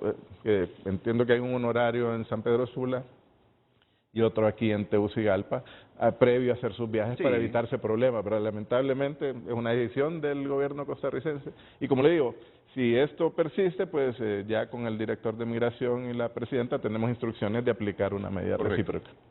Sí. No tiene confirmado si con visa estadounidense uno puede entrar. No, si con visa estadounidense entendemos, no necesita visa. No necesitamos visa de Costa Rica. No necesitamos visa de Costa Rica. Ahora, y el otro gravísimo problema es el tapón del Darién, canciller. Mire, ese es un problema para Centroamérica. Yo sé que la política exterior de Honduras en cuanto a migrantes ahora es de protegerlos y facilitarles su travesía por territorio hondureño hacia el norte. Yo sé que no lo van a detener aquí ni a deportar, pero eso del Darién, uno se queda impresionado todos los días de ver el sufrimiento de esa gente que viene del sur. Mire, yo pensaba que solo eran venezolanos, pero uno se encuentra con testimonios de colombianos, con testimonios de chilenos. A mí me asombra escuchar a chilenos que están migrando porque también andan buscando el sueño americano y no les importa perder su vida en el tapón del Darién. A nivel de Centroamérica, ¿qué se está dialogando al respecto? Porque se reunieron los presidentes de Costa Rica y de Panamá, fueron al Darién y estuvieron viendo el desfile de migrantes. Por cierto, en ambas naciones los dos presidentes fueron criticados por solo estar viendo cómo los migrantes del sur pasaban el tapón de Darién para llegar a Panamá y luego aquí a Centroamérica. A nivel de gobiernos, ¿qué se está haciendo con esto? Mire, estamos trabajando y sí, efectivamente para Honduras es un tema complejo. O sea, en lo que va, ya le digo, cifras del Instituto Nacional de Migraciones, de enero de 2023 a agosto, han pasado por Honduras 222.259 personas de otras nacionalidades. Imagínese. O sea, y le leo las nacionalidades. Sí, venezolanos, ecuatorianos, cubanos, haitianos, chinos, Mauritania, Colombia, Senegal y Uzbekistán, para que vea la variedad de personas y que viajan, como le digo, muchos de ellos vienen desde abajo, pues vienen del Darién, cruzan esa jungla en condiciones muy difíciles y la realidad es nuestra, pues como país, en qué forma usted, este flujo permanente que llega a comunidades como Trojes, que son de 6.000, 7.000 personas y llegan 6.000 personas diarias, o sea, no hay las capacidades. Estamos trabajando con ACNUR, con Naciones Unidas, con OIM, con la Cruz Roja Internacional, se está trabajando para ver de qué forma se le da el trato más digno posible y de alguna así se respeta esta dignidad y este paso, porque al final no podemos sostener tampoco, o sea, tenemos también problemas nuestros propios como para poder tener las capacidades de sostenerlos. Hay, de hecho, como le digo, mañana hay una reunión de cancilleres convocada para ver el tema migratorio, porque va a ser virtual, va a ser virtual, porque creo que es una preocupación de la mayoría de los países y en esto también de nuestros presidentes y la presidenta Castro. O sea, ¿qué posición centroamericana adoptamos? Porque obviamente las visiones son diversas y además es una visión diversa con los Estados Unidos, una visión diversa con México. México ha convocado inicialmente una reunión de presidentes de México más 11 países, entre ellos Honduras, y estamos pendientes de que sea posible que se eleve a rango de presidentes. Estamos hablando con esto y qué medidas podemos tomar todos en conjunto, porque al final es un problema que nos desborda, nos sobrepasa, y cómo debemos trabajar juntos para atender el tema migratorio, porque como le digo, no es solo ya los problemas nuestros de nuestros migrantes, sino también los que se han incrementado en cifras nunca vistas históricamente.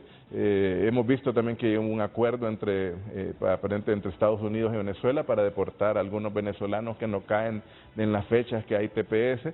Entonces, y además, pues, la visita que hizo la presidenta a la frontera, en que estamos tomando medidas puntuales para atender también a nuestros propios migrantes. O sea que, como le digo, tenemos que sentarnos y la única forma es tomar acciones lo más pronto posible. Y esto se puede volver insostenible para Honduras porque no disminuye, no cesa el flujo de gente del sur y de otros continentes que utilizan el tapón del Darién, luego llegan aquí. Imagínese, dicen que el promedio de días en Honduras de los migrantes son 3 y luego viajan a Guatemala. Correcto. Pero está creciendo el número. Así es. Habrá un momento en que aquí tendremos 100.000, 200.000 personas. ¿Cómo las vamos a mantener? Así es, entonces es muy difícil, y por eso es la visión nuestra de, como le digo, de alguna forma facilitar de manera digna, porque no podemos sostenerlo, o sea, no tenemos las capacidades para sostener un flujo tan enorme. Y obviamente tenemos que atender las causas de la migración en todos estos países, Sí. ¿verdad? En nosotros, nuestras y las de los demás. Porque los nuestros no dejan de migrar también. Pero esto no va a ocurrir de la noche a la Sí. mañana, y tenemos que atender estas realidades. Entonces, como le digo, la presidenta Castro está muy preocupada de ambas visiones, cómo atendemos mejor a nuestros migrantes, sobre todo en Estados Unidos y en México, que es donde hay más flujo, pero también cómo atendemos esta realidad de los migrantes que pasan por Honduras. Son temas muy complicados, y la única forma, como le digo, es trabajar juntos con todos los países, y yo creo que la idea de México de convocar a 11 países que vemos este problema es importante, pero como le digo, tenemos visiones diferentes, porque el problema nos aqueja de formas diferentes. ¿Para qué hora está programada la reunión de cancilleres virtual mañana? Estamos pendientes, posiblemente sea 10 de la mañana o 3 de la tarde, estamos dependiendo de la agenda de los demás cancilleres, porque estamos terminando de completar, pero sí, a ambas horas estamos listos para conversar. Bueno, y estamos claros que los retos que tiene América Latina son enormes para generar riqueza, para generar empleo y empleo digno, ¿verdad? Empleo bien remunerado, mejorar la educación para que también la gente tenga capacidad de exigir un mejor salario y así evitar esa migración, porque No, correcto. la migración es producto de falta de oportunidades. Así es, hay causas básicas. En el caso nuestro, pues la presidenta ha estado trabajando arduamente en fomentar el desarrollo del campo nuevamente, de fomentar el apoyo a los municipios más pobres. Se han identificado más de 2.000 municipios. Está trabajando también, como le digo, en áreas de atender la generación de empleo. Hablamos con los Estados Unidos porque es importante que estos anuncios que han sido buenos de avisar de que se va a invertir en el Triángulo Norte más de $4.000 millones, pero queremos ver cómo se materializan. O sea, tampoco ha sido tan rápido la llegada de estas inversiones, y obviamente tenemos que trabajar. Por ejemplo, en este área que de alguna forma va relacionada, el programa y el intento de generar el proyecto del tren interoceánico, ya hemos recibido comunicaciones concretas de parte de los Estados Unidos, Japón, Italia, España, Corea y Japón en su interés de invertir en este proyecto. De hecho, desde la transición de gobierno lo comenzamos a hablar. El embajador de Japón, por ejemplo, el embajador Nakamura, es un hombre que venía del Ministerio de Infraestructuras de Japón y está muy interesado en este proyecto, y yo creo que es la única forma de generar posibilidades de crecimiento, aunque no las veamos ahora, pero la idea de la presidenta es generar una gran empresa nacional que lleve una especie de comisión para impulsar este proyecto, aunque, como le digo, que comience los primeros pasos, y sí hay el interés manifiesto, como le digo, de estos países amigos. Miren, hemos obtenido esta buena información de cuáles son los países interesados en financiar con esta empresa gran nacional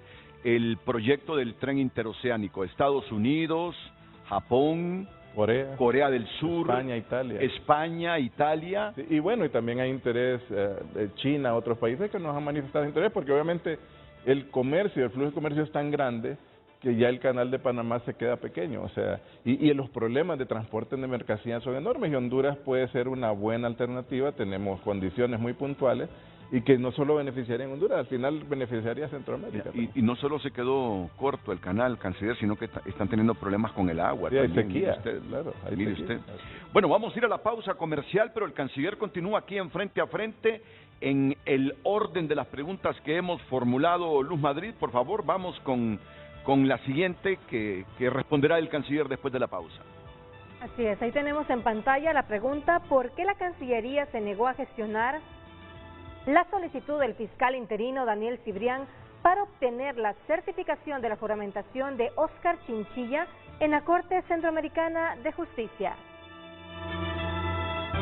El clima es presentado por el Fiestón Millonario de Chorotega que premia tus ahorros. Cooperativa Chorotega, creyendo juntos.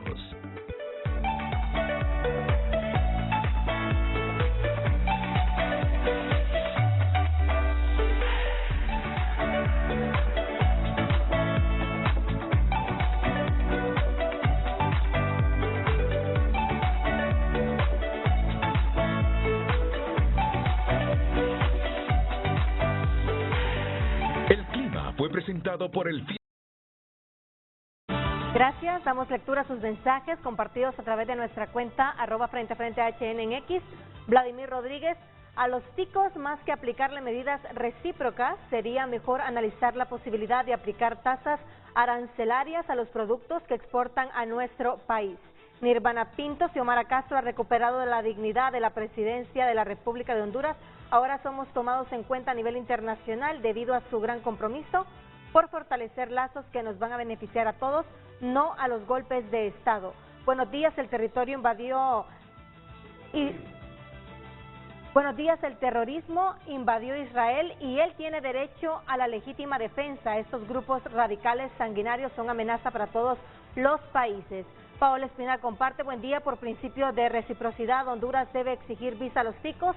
Si no se retractan de esa arbitrariedad, la integración centroamericana se está violentando por un país que en el pasado ha sido un gran aliado. Es una vergüenza esto. Alejandra Varela comparte: la derecha busca afectar al actual gobierno para recuperar el poder, pero no será así porque democráticamente hemos elegido a la presidenta Xiomara y no podrán vencer la voluntad popular.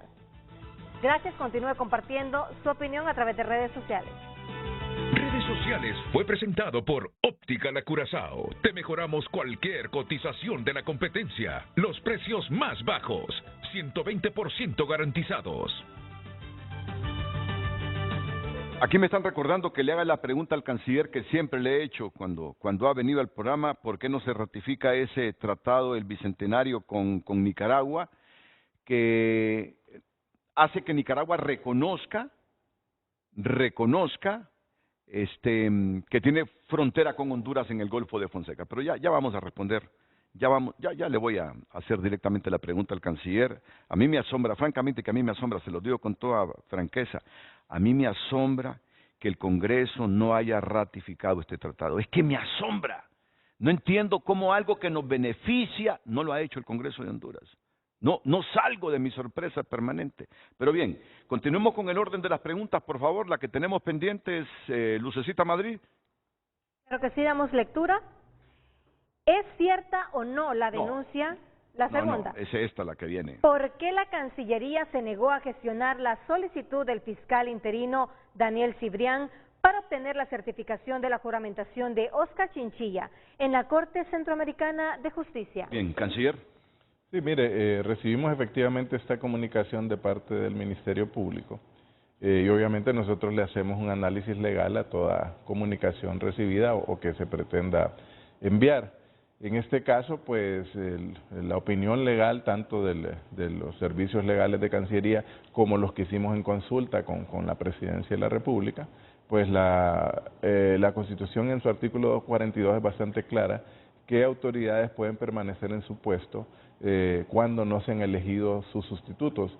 Y la Constitución en ese artículo es muy clara, que dice que solo son los magistrados de la Corte Suprema de Justicia, los diputados al Congreso Nacional y las corporaciones municipales. En ese sentido, pues la opinión nuestra es que el señor Cibrián ha cesado en sus funciones como fiscal y por lo tanto no podíamos dar curso a esta comunicación porque para nosotros él ha cesado ya en su función específica. Ese es, pues, al menos, como le digo, en el respeto a la Constitución y a la jerarquía de leyes, porque sé que hay algunas posiciones que dicen que el reglamento del Congreso, pero obviamente la que prima para nosotros es la Constitución de la República, y es claro, el artículo es, creo que yo expreso en cuanto a quienes pueden quedar en sus funciones mientras no se elija sustitutos, o sea, no deja abierto y los que se emita por reglamento ni nada. La Constitución es clara cuáles son las autoridades que permanecen en su cargo cuando no se han elegido los sustitutos. Pero mire que esto trae al debate los problemas de institucionalidad del país,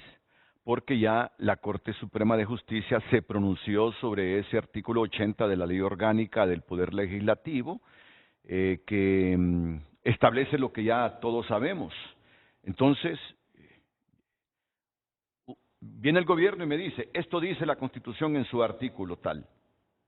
Sí, pero hay un fallo de la Corte Suprema que dice que es válido el artículo 80 de la Ley Orgánica que está vigente del Poder Legislativo, que hasta tanto no haya un sustituto, debe seguir en su cargo la persona que estaba. Hay una ley del Ministerio Público igualmente en ese sentido. En el código, no sé si es el Código Procesal Penal, tenemos también otros artículos referentes a todo esto.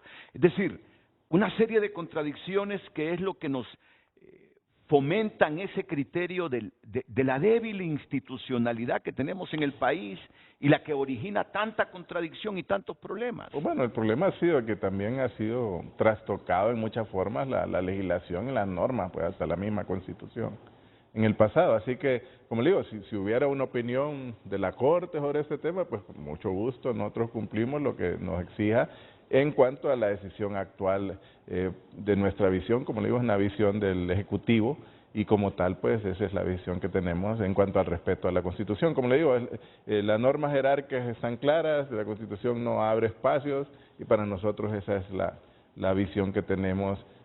Y como le digo, bueno, igual aquí en algún momento se aprobó una reelección ilegal y bueno, el problema es ese, la fragilidad institucional que se ha venido construyendo desgraciadamente y respetando leyes y cambiando al antojo a veces de las posiciones. No quedamos debilitados con la posición del Ejecutivo y el fallo que al respecto del artículo 80 de la Ley Orgánica del Poder Legislativo emitió el Poder Judicial. No, como le digo, para nosotros es aplicar la Constitución, eso es lo que estamos haciendo. Como le digo, obviamente si hubiera alguna opinión sobre este tema particular de la Corte que nos venga o alguna decisión pues sobre el tema estaremos, pero sí creemos que institucionalmente, porque es una pregunta que me han hecho, si llega otra comunicación, bueno, si son otras comunicaciones institucionales por las personas que ocupan cargos como Ferco o otros, pues obviamente se les dará el curso, pero en este caso sí consideramos que han cesado en sus funciones tanto el fiscal como el fiscal adjunto. Muy bien, ha respondido a esas preguntas y repreguntas que le formulaba el canciller. Pasamos a la siguiente porque ya vamos con un poquito de celeridad en función del tiempo. Luz. Claro que sí, en pantalla la siguiente pregunta. ¿Es cierta o no la denuncia de Manuel Zelaya que en menos de 2 años se han producido 7 intentos de golpe de Estado en Honduras? Vamos con lo que decía Mel en este evento del Partido de los Trabajadores en México la semana anterior y que tanta controversia ha generado en el país. Hoy tenemos una misión superior y esta debería siempre basarse en lo que ha pasado en estos 21 meses que la presidenta Xiomara Castro dirige nuestro país. Mantener sus principios, sus valores, no ceder ni un milímetro ni un segundo ante los ataques inmensos que se tienen en forma permanente. Hemos superado y hemos desactivado y hemos desmontado más de 7 golpes de Estado planificados en estos casi 2 años de gobierno. Y cada día estamos más fuertes. y cada día estamos más solventes. De Cada golpes día de tenemos Estado, más es lo que ha dicho Mel Zelaya en este evento del Partido de los Trabajadores en México. Sí, mire, yo creo que la posición del presidente Zelaya, expresidente Zelaya, es muy clara. Y sí, o sea, se han venido siguiendo intentos de desestabilizar el gobierno de la presidenta, de ataques puntuales, pues, y tal vez no son tan evidentes, pero existen. Por ejemplo, el tema en que se define prácticamente crear una crisis con la elección del presidente del Congreso Nacional, genera pues posibilidades de buscar a veces momentos de desestabilización que al final se logran desarticular mediante el diálogo, los acuerdos que se llegan a alcanzar y también posiciones, yo creo que de este tipo. El alargar también las decisiones de la elección de la Corte Suprema, el tema ahora de la Fiscalía, y le mencioné ahí 3 crisis casi institucionales que vienen prácticamente a buscar violentar la Constitución y como tal, al usted violentar la Constitución es un golpe de Estado. Adicionalmente, si hay información concreta de los servicios también de inteligencia del gobierno y del Estado, mejor dicho, tanto de las Fuerzas Armadas como de la Policía, de grupos que han buscado a través de algunos políticos y algunas organizaciones, por ejemplo, de algunos exmilitares y todo, buscar mecanismos para desestabilizar el gobierno y otros que también los vemos desde el punto de vista hasta del crimen organizado. Toda la serie de crisis que se dieron, que culminaron, creo yo, con la cúspide más difícil, que fue el asesinato de mujeres en la cárcel de Támara, está ligado también a temas del crimen organizado buscando desestabilizar el gobierno. Entonces, a esos intentos se refiere el expresidente Zelaya, porque han sido mecanismos de desestabilización, como le digo, que buscan de alguna forma intentar articular procesos de desestabilización para generar crisis institucionales y crisis que vengan a un rompimiento constitucional. Obviamente, como le digo, no han tenido la fuerza en muchos casos, pero la vigilancia es permanente porque se ha buscado, como le digo, deteriorar la imagen de la presidenta permanentemente, ataques permanentes de este tipo, y que no se cumplan, como le digo, con estos objetivos de avanzar en el gobierno de la presidenta. Como le digo, tal vez sean pequeñas, pero van dirigidas y a veces van concatenadas. Porque con esta crisis hemos convivido las últimas décadas, crisis en la elección de magistrados de la Corte Suprema, crisis en la elección de fiscal. Bueno, hasta se ha violado la Constitución si una vez no eligieron un fiscal que no estaba en la lista. En la lista de la justa de proponentes. Pero de esas crisis que ya son hasta normales en el país, decir que hay intentos de golpe de Estado, es decir, las redes criminales aquí han matado a diestra y siniestra, hemos tenido más de 300 muertos en una cárcel, en la de Comayagua, 100 y pico en la de San Pedro Sula, en el Porvenir Atlántida. Es decir, son crisis por las que el país ha atravesado en las últimas décadas sin que se hayan visto como intentos de golpe de Estado. No sé por qué ahora esto se mira como intentos de golpe. Es que yo creo que porque sea normal no quiere decir que sean correctas. O sea, no, estamos de acuerdo en eso. Entonces claro. Yo creo que el problema es cuando usted las desmenuza y ve que hay siempre algunos hilos conductores con buscas a desestabilizar y se denuncian porque este tema, como le digo, desde el momento que usted se tarda y viola la Constitución al no elegir una corte en el tiempo que es, ahí ya se provoca una crisis institucional. Entonces, generar estas posibilidades que, como le digo, para crear estas crisis, de alguna forma es eso, pues son intentos de golpe de Estado que se desarticulan. Y como le digo, sí hay información clara de grupos que se han reunido, grupos, como le digo, que no hay que olvidar, mire, yo creo que a veces a muchos no les gusta oírlo, pero ¿de dónde viene el país en los últimos 14 años? O sea,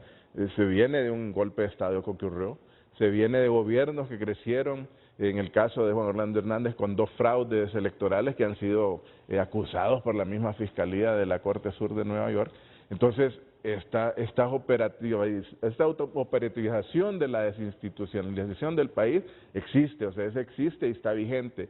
Y nos enfrentamos a esos mismos grupos que están ahí, o sea, los grupos que aquí han desestabilizado el gobierno, que han creado fragilidad institucional, que han creado violaciones a la Constitución y que siguen ahí, pues, o sea, realmente no ha cambiado. Lo que ocurre es que obviamente tenemos una presidenta con un amplio apoyo popular histórico que nunca se había dado y la fuerza, yo creo, además de fuerzas como el ejército, creo yo, que tiene una visión mucho más concreta del respeto a la Constitución, que no permiten que se les haga participar en este juego de buscar la desestabilización, pero eso existe. Y mira, hay cosas que tal vez parecieran pequeñas, pero, y lo hemos dicho, o sea, por ejemplo, el designado Salvador Nasralla, que anda buscando hablar en nombre de Honduras en temas de política exterior.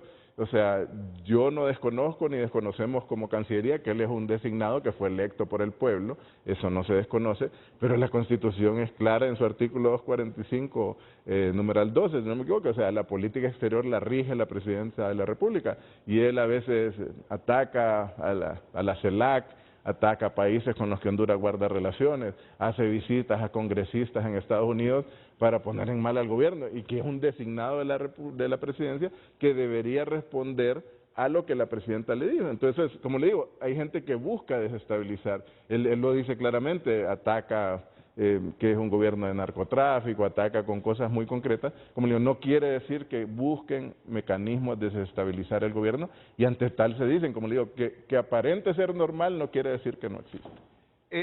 Esto de Nasralla, la decisión de desautorizarlo a que hable sobre determinados temas desde su investidura de designado presidencial, ¿fue una decisión expresamente del canciller de la República o el canciller recibió instrucciones de la presidenta para desautorizar al designado? Bueno, aquí, como le digo, nosotros cumplimos, todos los funcionarios cumplimos un juramento, decimos, prometo ser fiel a la República, cumplir y hacer cumplir la Constitución y su ley, y también lo hizo el designado Nasralla. Y como le digo, la política exterior la rige la presidenta Castro. Eso me lo decía el otro día, yo creo que son los ministros, me dice, mantenemos un contacto permanente porque las decisiones que yo tomo no son ideas que me surgen a mí, las pregunto y las consulto con la presidenta, ella dirige la política exterior. Y como le digo, desgraciadamente, don Salvador ha estado hablando en contra de países que Honduras tiene relaciones diplomáticas, entonces sus posiciones a nivel mundial o mediático internacional se malinterpretan como que fueran del gobierno, y en este caso la ley es clara, los designados cumplen las funciones que la presidenta les asigna, y en el caso de él, la política exterior la rige la presidenta a través de la Cancillería. Entonces, sí, él puede hablar todo lo que quiera, pero son opiniones personales, no son opiniones del Estado de Honduras. Y esta es, como le digo, es una instrucción de la presidenta y ahí cumplimos lo que ella nos instruye. Y termino con esto. Ha generado consultas de la comunidad internacional de nuestro país, de los países con quienes tenemos relaciones diplomáticas, el anuncio de los intentos de golpe de Estado que hizo Melo, o la comunidad internacional ha sido prudente en llamar al canciller y preguntarle, ¿es cierto esto o no, canciller? Mire, es que yo creo que estas comunicaciones nosotros las mantenemos permanentemente. Cuando sentimos que hay estas posibilidades de desestabilización, las hablamos realmente con muchos países amigos y se les dice claramente estos intentos de desestabilizar el país. Y como le digo, es parte de estas comunicaciones que a veces no son públicas, pero sí cuando vemos temas que generan crisis, lo hablamos de manera muy franca con los países amigos, y yo creo que están al tanto cuando nosotros vemos estos peligros, y por eso hay a veces los llamados de algunos países a que se respete la Constitución, que se respete la institucionalidad, porque obviamente a nosotros nos preocupan estas temáticas. Ahora, ¿es la normalidad política de la oposición siempre en Honduras o francamente se maximizó un poquito cuando se dice que esto puede conducir a golpes de Estado? Mire, es que yo creo que como le digo, el problema aquí es de dónde venimos. O sea, obviamente el juego político en cualquier país del mundo es complejo, hay dificultades, pero no olvidemos que las personas que aquí en algún momento dieron un golpe de Estado, que hicieron fraude, están ahí, pues eso sigue ahí. Se fue Juan Orlando Hernández, pero los demás aquí siguen. Tenemos ya en la recta final de Frente a Frente, cuando hoy creo que sí hay un poquito más hay un poquito más de, ¿qué les digo? De posicionamiento militar de Israel en Gaza. De posicionamiento militar o de represalia de Israel en Gaza. Miren ustedes lo que está pasando ya en los próximos minutos, y antes de que se vaya el canciller voy a hacer un resumen de los últimos elementos noticiosos derivados de este conflicto que ha estallado el fin de semana en el Medio Oriente. Próxima interrogante al canciller de la República, Eduardo Enrique Reina. En pantalla la próxima interrogante: ¿qué posición tiene el gobierno con el aislamiento actual que sufre el presidente del BCE, Dante Mossi? Y la subsiguiente, por favor, y la subsiguiente. La visita de parlamentarios hondureños a Moscú, ¿es un respaldo del gobierno de Vladimir Putin y la invasión de Rusia a Ucrania? ¿Qué piensa el Ejecutivo? Porque hasta un frente parlamentario anunció el canciller de la República, se formó después de esta invitación a los parlamentos de América Latina por parte de Rusia. Atentos, que estamos en la recta final, son preguntas que se le hacen al canciller y de las que usted debe estar informado de nuestra política exterior y del posicionamiento de Honduras en el mundo. Gracias por compartir su opinión. Adela Echeverry comparte: Daniel Cibrián ya no es el fiscal adjunto, ya su periodo ha acabado, no es lógico que se quiera aceptar una carta con su función. Ha terminado, necesitamos un fiscal ya. Leo Matamoros comparte: Costa Rica supuestamente ya quitó la necesidad de pedir visa a los hondureños, ningún país sale beneficiado por esa decisión, si ellos lo hacen, Honduras también. O sea, Costa Rica no ha eliminado su decisión. Hondureños, se suspendió durante 72 horas para que esto lo supiésemos todos antes de entrar a Costa Rica y pedir la visa en el consulado. 72 horas que vencen hoy. Venciendo estas 72 horas queda vigente la decisión de Costa Rica de pedirnos visa para ingresar a su país. Por favor, así están las cosas. No interpretemos otra cosa que no sea la que es. Costa Rica desde el viernes se exige visa a los hondureños que ingresen a ese país. Durante 72 horas suspendió la medida para que nos diéramos cuenta todos, y no de la forma como nos cayó, de manera exabrupta y por sorpresa, que nadie lo sabía. Estas 72 horas vencen hoy, por lo tanto, quien quiera entrar a Costa Rica ya a partir de mañana, tiene que ir con su visa, tiene que ir a estampar su visa aquí a la embajada o a los consulados, así de simple. Y una señorita nos está preguntando que una colaboradora de ella viaja a Colombia, pero que tiene que hacer escala en Costa Rica y no sabe si va a necesitar visa. Si lo hace mañana, yo no sé la gente que ve en tránsito, el canciller está consultando, pero lo mejor es que... Consulado de Costa Rica. Sí, consulte al consulado. Si va a viajar mañana, mejor consulte al consulado. Vamos con las preguntas, por favor. Más mensajes. Está muy bien hecho en negarle la solicitud a Cibrián, ya que sabemos que Chinchilla es un corrupto y no respetó los derechos de la población ante la justicia digna. Gracias por compartir sus mensajes. Continúelo haciendo a través de redes sociales. Damos lectura a más mensajes. Rolando Bustillo comparte: acertadas las respuestas de Enrique Reina. Solo como sugerencia le diría que presten más atención en los consulados y que le saquen brillo a los embajadores que representan a Honduras en otros países, porque al final esto nos afecta a todos y a la presidenta. Continúa compartiendo su opinión. Bombardeo israelí a Gaza. Aquí con el canciller estábamos viendo imágenes y vimos cuando las bombas cayeron en algunos de estos sectores que ustedes ven humeantes ahí. Lastimosamente no pudimos grabar, pero ya estos son ataques de la Fuerza Aérea Israelí sobre Gaza. Pero tenemos un tuit que hace algunos minutos elevó El País Digital, Lucecita. Claro que sí, El País de España, el periódico, hizo la traducción de este tuit en la cuenta de X de las Fuerzas Armadas de Israel. La cuenta en X de las Fuerzas Armadas de Israel asegura que el ejército israelí está atacando objetivos en territorio libanés con helicópteros militares. Ahora tengo una duda, volvamos con estas imágenes. Aquí la producción me dice que esto es Gaza. Esto es en Gaza, pero también hay ataques en Líbano, donde opera Hezbollah. Hamas es en Gaza, Hezbollah es en el Líbano.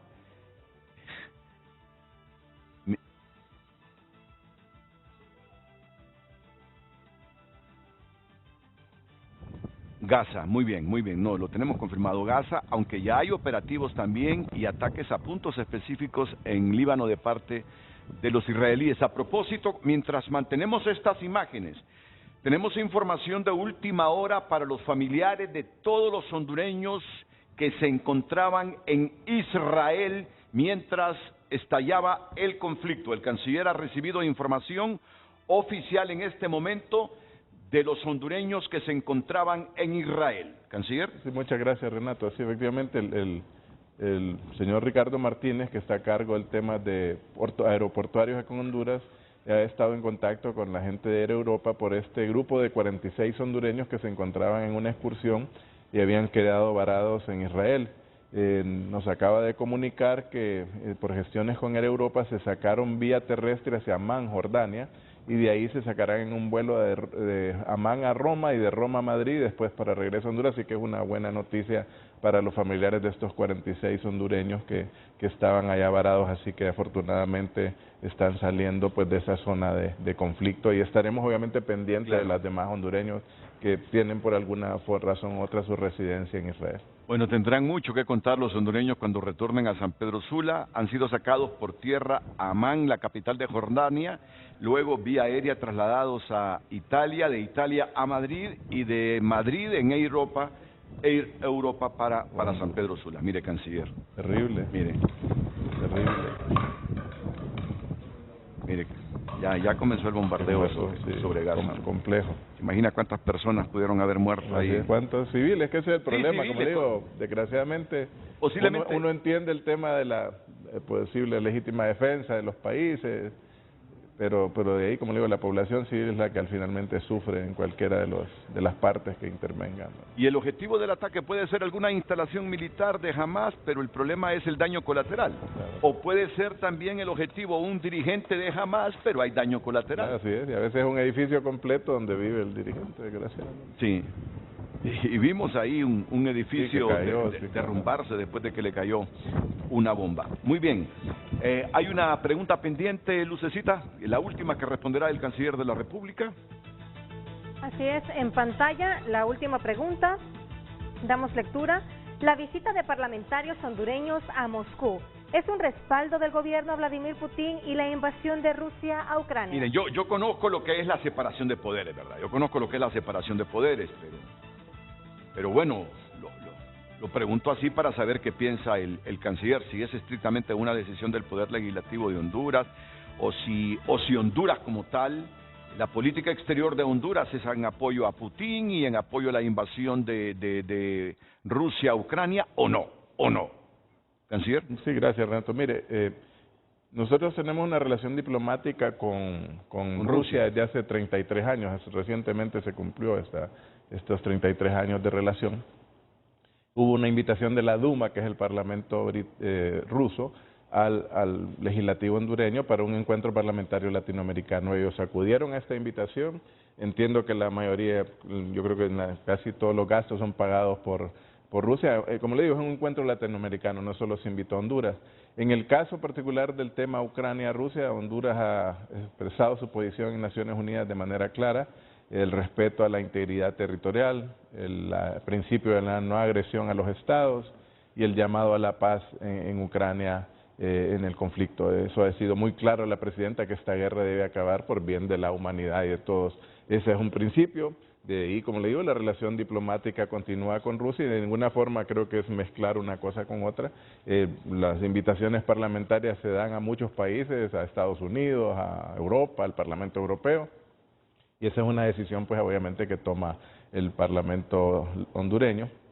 Nosotros, como le digo, mantenemos una relación con Rusia en otros temas de cooperación, interés en comercio, en ciencia, tecnología, pero obviamente en los temas de seguridad y defensa no estamos trabajando con ellos en particular.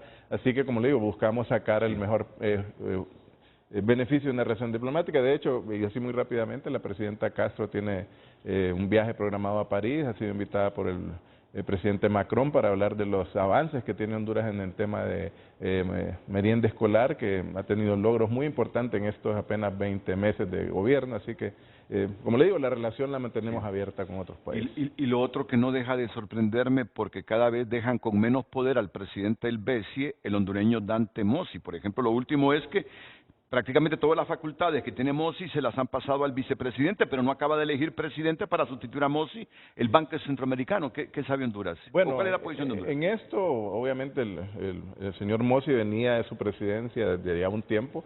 Son electos bajo un procedimiento de concurso que se lanza a través del Banco Centroamericano, es un hondureño. En este caso, la posición de Honduras es que, cumpliendo las normas que tiene el BESIE, él debe concluir su presidencia ejerciéndola hasta el punto donde debe ejercerla, pues, o sea, de ahí se da un nuevo procedimiento de selección de un nuevo presidente y en este caso pues debe cumplirse, pero para nosotros debe respetarse la figura de la presidencia que ha sido electa por un término específico, sí. Y es un tema puramente de respeto a los principios del Banco Centroamericano. Pero da la impresión que se está irrespetando a Dante Mossi. Da la impresión que se le está irrespetando. Sí, ahí hay, creo que desgraciadamente posiciones diferentes de algunos directores. En este caso, pues algunos están apoyando, obviamente, que él mantenga sus facultades y hay otros que están en este tema, pues desgraciadamente, por algunos, me imagino, intereses particulares de los países. Hoy sí se puso caliente eso, mire, está más complicado. Sí. Y aquí hay hondureños que están varados en Guatemala, porque en Guatemala se tienen tomadas las principales carreteras y no pueden regresar a Honduras. Sí, ese es otro problema. Sabemos que unos que estaban en la costa de los Amates y en otros lados, que iban en turismo en esta semana morazánica, y estamos viendo cómo se les apoya a través de la embajada. Lamentablemente son protestas populares, ahí no es mucho lo que podamos hacer más que tratar de buscarle medidas alternativas a las hondureñas y hondureños que están en Guatemala, y como le digo, también le estamos dando seguimiento. Gracias, canciller. Gracias, le agradezco Interesante por la oportunidad. Muchas gracias.